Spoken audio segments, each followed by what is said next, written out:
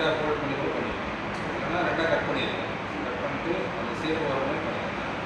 முடிஞ்ச அளவுக்கு நீங்களே ட்ரெஸ் பண்ணிக்கலாம். நான் என்ன சொல்ல மொத்தத்தில் ஃபைனலாக ஷேப் வரும். அது மாதிரி பார்க்கலாம். சைடில் கட் பண்ணிட்டு ஃபஸ்ட்டு அது இது வந்து நீளமான பீஸாக ஃபஸ்ட்டு நீளமான சின்ன சரி ஒன்று சொல்லுங்க. பட் மொத்தத்தில் ஷேப் வரணும், ஈக்குவலாக இருக்கணும். அதே மாதிரி ஹைட் வரும். அட்லீஸ்ட் 5 இன்ச்சு அந்த ஹைட் வரும்.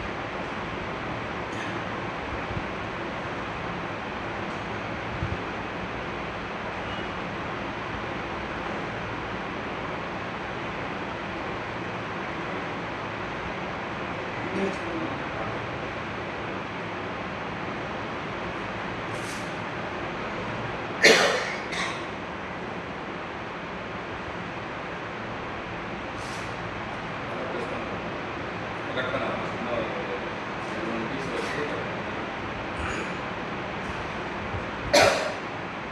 ஏன்னா முன்னாடி கட் பண்ணிங்கன்னா அது உங்களுக்கு தெரியாது. கட் பண்ண ஒரு லெவல் பாதி வச்சுட்டு நீங்கள் அதுக்கப்புறம் கட் பண்ணி உங்களுக்கு தெரியும் எப்படி கட் பண்ணணும் எந்த லெவல். சில டைம் கட் பண்ணவே தேவையில்லை, அதுவே ஓரளவுக்கு நேரம் வந்துடும். அவங்க வந்து கட் பண்ண தேவையில்லை.